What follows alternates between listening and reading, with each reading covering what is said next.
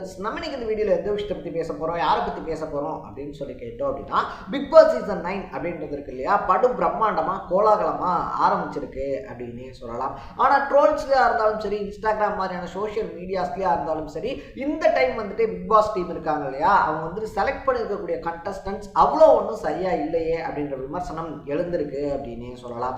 இன்னொரு பக்கத்துல வந்துட்டு பார்த்தோம் அப்படின்னா, பிக் பாஸ் இருக்கு இல்லையா, எப்பயுமே நல்ல நல்ல கண்டஸ்டன்ட், நல்ல டேலண்டான கண்டஸ்டன்ட்ஸ் அந்த மாதிரி வந்துட்டு தேர்ந்தெடுப்பாங்க. பட் இந்த டைம் வந்துட்டு பார்த்தோம் அப்படின்னா, டேலண்டான பர்சன்ஸ் அப்படின்றவங்களுக்கு பெரிய அளவில் இடம் கொடுக்கலையே அப்படின்ற விமர்சனமும் எழுந்திருக்கு. இது எல்லாத்தையுமே தாண்டி வந்துட்டு எப்பா பரவாயில்லப்பா, மற்ற சீசனோட கம்பேர் பண்ணும்போது இந்த சீசன்ல வந்துட்டு பார்த்தோம் அப்படின்னா விஜய் டிவி கம்பெனி ஆட்கள் இருக்காங்க இல்லையா, ஸோ மற்ற சீசன்லாம் பார்த்தோம் அப்படின்னா மொத்த விஜய் டிவியுமே உள்ள இருக்க மாதிரி இருக்கும். இந்த டைமும் விஜய் டிவியை சார்ந்த கண்டஸ்டன்ஸ் உள்ள இருந்தாலும் கூட மற்ற சீசன்ஸை கம்பேர் பண்ணும்போது வந்துட்டு ஓரளவுக்கு கம்மியா இருக்காங்க அப்படின்னு சொல்ல ஆரம்பிச்சிருக்காங்க. இது மட்டும் இல்லாம ஒரு சிலர் வந்துட்டு அன்எக்ஸ்பெக்டடா அந்த கண்டஸ்டன்ஸ் இருக்காங்க இல்லையா, ஆதிரையா இருந்தாலும் சரி, கானா, வினோத், அதை தாண்டி வந்துட்டு பார்த்தோம் அப்படின்னா எக்கச்சக்கமான பேர் இருக்காங்க. இன்னும் ஒரு சிலர் வந்துட்டு பார்த்தோம் அப்படின்னா இவங்களெல்லாம் ஏன்டா உள்ள வச்சிங்க அப்படின்ற மாதிரியும் இருக்காங்க அப்படின்னு சொல்லலாம். ஸோ எந்தெந்த கண்டஸ்டன்ட் என்னென்ன மாதிரி பர்ஃபார்ம் பண்ணுவாங்க அப்படின்னு சொல்லி நம்ம எக்ஸ்பெக்ட் பண்ணலாம், அதை தாண்டி அவங்களுடைய பின்புலம் என்ன அப்படின்ற மாதிரி பல விஷயங்களை தான் நம்ம பேச போறோம். அதுக்கு முன்னாடி நம்ம சேனலுக்கு நீங்க புதுசா வந்திருந்தீங்க அப்படின்னா இதே மாதிரி அப்பப்போ அப்டேட்டா போயிட்டு இருக்க விஷயங்கள், அது கரண்ட் அஃபேர்ஸா இருந்தாலும் சரி, பாலிடிக்ஸா இருந்தாலும் சரி, ஸ்போர்ட்ஸா இருந்தாலும் சரி, அப்பப்போ அப்டேட்டா போயிட்டு இருக்க விஷயங்களை நீங்க தொடர்ந்து தெரிஞ்சுக்கணும் அப்படின்னு ஆசைப்பட்டீங்கன்னா மறக்காம சேனலை ஃபாலோ பண்ணி சப்ஸ்கிரைப் பண்ணிக்கங்க. ஸோ ஃபர்ஸ்ட் ஆஃப் ஆல் வந்துட்டு பார்த்தோம் அப்படின்னா திவாகர் அண்ட் அரோரா, இவங்க ரெண்டு பேர்த்தையுமே எடுத்துக்கலாம். இவங்க ரெண்டு பேருமே வந்துட்டு பார்த்தோம் அப்படின்னா சோஷியல் மீடியா இருக்கு இல்லையா, சோஷியல் மீடியானால வந்துட்டு ட்ரெண்ட் ஆனவங்க அப்படின்னு தான் சொல்லணும். இவங்க ரெண்டு பேருமே வந்துட்டு பார்த்தோம் அப்படின்னா பெரிய அளவில் டேலண்ட் அப்படின்றதெல்லாம் ஒன்றும் பெருசாக காட்டினதில்லை அப்படின்னே சொல்லலாம். ரெண்டு பேருமே வந்துட்டு பார்த்தோம் அப்படின்னா அவ்வளோ பெருசாக வந்துட்டு இவ்வளோ பெரிய வாய்ப்புக்கு எலிஜிபிள் ஆனவங்க கிடையாது அப்படின்றது தான் விமர்சனமாக போய்கிட்டு இருக்கு. பட் இதை தாண்டி அவங்க வந்துட்டு எப்படி அவங்கள ப்ரூஃப் பண்ண போகிறாங்க அப்படின்றத நம்ம வெயிட் பண்ணி தான் பார்க்கணும். அதுக்கு அடுத்ததாக பார்த்தோம் அப்படின்னா எஃப்ஜே அப்படின்னே சொல்லலாம். சுழல் வெப் சீரிஸ் இருக்கு இல்லையா, அதில் வந்துட்டு பார்த்தோம் அப்படின்னா நல்லா பர்ஃபார்ம் பண்ணியிருந்தாப்புல.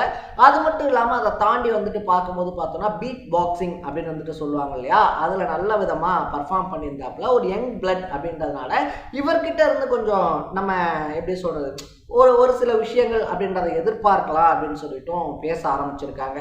அது வந்துட்டு பிக் பாஸ் இருக்கு இல்லையா, பிக் பாஸ் களம் வந்துட்டு எஃப்ஜே மாதிரியான ஆட்களுக்கு வந்துட்டு கண்டிப்பா ஒரு ஹெல்ப்ஃபுல்லான ஒரு விஷயமா இருக்கும். அவங்களுடைய கெரியர்ல அவங்க அடுத்த கட்டத்துக்கு போறதுக்கான வாய்ப்பை அதை ஏற்படுத்தி தரும் அப்படின்னு சொல்லியிருக்காங்க.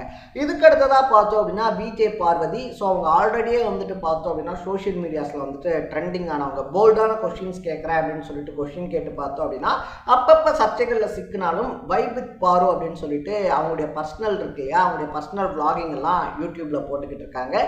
இதை தாண்டி துஷார் ஜெயபிரகாஷ், கனி, ஸோ இந்த மாதிரி எக்கச்சக்கமான பீப்புள்ஸ் வந்துட்டு பார்த்தோம் அப்படின்னா உள்ள வந்திருக்காங்க அப்படின்னு தான் சொல்லணும். இப்படி எக்கச்சக்கமா 20 கண்டஸ்டன்ஸ் உள்ள வந்திருந்தாலும் அதுல கவனிக்க வைக்கிற மாதிரி கண்டஸ்டன்ஸ் அப்படின்னு சொல்லி நம்ம எடுத்துக்கிட்டோம் அப்படின்னா ஒரு சிலர் மட்டும்தான் இருக்காங்க அப்படின்னே சொல்லலாம். அதுலயும் நெகட்டிவா நம்ம போகும்போது பார்த்தோம் அப்படின்னா அகோரி கலையரசன் மாதிரியான ஆட்கள்லாம் இருக்காங்க இல்லையா, அவங்களெல்லாம் எதுக்குப்பா நீங்க வந்துட்டு உள்ள விட்டுக்கிட்டு இருக்கீங்க, அவர் வந்துட்டு அப்படி என்னத்தை பண்ணிட்டாரு அப்படின்னு சொல்லிட்டு அவருக்கு இந்த வாய்ப்பு அப்படின்றது கொடுக்கப்பட்டிருக்கு அப்படின்னு கேள்விகள் எழுந்திருக்கு அப்படின்னு தான் சொல்லணும். ஸோ அவர் வந்துட்டு பெரிய அளவில் அச்சீவ்மெண்ட்ஸ் இதெல்லாம் வந்துட்டு பண்ணியிருந்தாலும் கூட சோஷியல் மீடியாவில் வந்து நெகட்டிவ் சைடில் வந்துட்டு ஃபேம் ஆகிறவங்க இருக்காங்க இல்லையா, ஸோ நிறைய பேர் வந்துட்டு பார்த்தோம் அப்படின்னா டேலண்ட் வச்சு அவங்களால ஃபேம் ஆக முடியாமல் அவங்களுக்கான வாய்ப்பு கிடைக்காம தவிச்சுக்கிட்டு இருக்காங்க. அப்படி இருக்கவங்க இருக்காங்க இல்லையா, அப்படி இருக்கவங்களை தேடி கண்டுபிடிச்சு நீங்கள் வாய்ப்புகள் அப்படின்றத கொடுத்தீங்கன்னா பரவாயில்ல. ஆனால் சோஷியல் மீடியாஸில் தேவையில்லாத விமர்சனங்கள் பேசுகிறவங்க, அது மட்டும் இல்லாமல் தேவையில்லாமல் வந்துட்டு பல விஷயங்கள் பண்ணி சர்ச்சையில் மாட்டினவங்க அப்படின்றவங்களை கொண்டு வரதன் மூலியமா விஜய் டிவி அவங்கள்ட்ட வந்து என்ன எக்ஸ்பெக்ட் பண்ணுது, அவங்கள கொண்டு வரதன் மூலியமா நிறைய சர்ச்சைகள் வெடிக்கும், தேவையில்லாத விஷயங்கள் அப்படின்றது வந்துட்டு சொசைட்டியில் அதிகமாக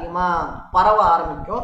இதைத்தான் விஜய் டிவி விரும்புதா அப்படின்ற மாதிரியான கொஸ்டின் மார்க்ஸும் வைக்கப்பட்டிருக்கு.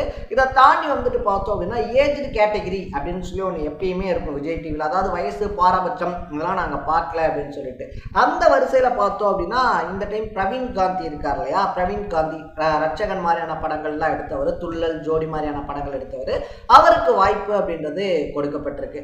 அவரை பொறுத்த வரைக்குமே வந்துட்டு பார்த்தோம் அப்படின்னா லைஃப்ல நான் வந்துட்டு தோத்தவன் தான், நான் தோத்தேன் இல்லைன்னா அப்படின்றதெல்லாம் நான் வந்துட்டு சொல்லலை. ஆனால் நான் எந்த இடத்துல தோத்தேன், எப்படி தோத்தேன் அப்படின்றதெல்லாம் நான் சொல்லணும். இது வந்துட்டு அடுத்து வரக்கூடிய ஜென்ரேஷன்ஸ் இருக்காங்க இல்லையா, அவங்களுக்கு ரொம்ப யூஸ்ஃபுல்லாக இருக்கும் அப்படின்ற மாதிரி வந்துட்டு சொல்லியிருக்காப்புல.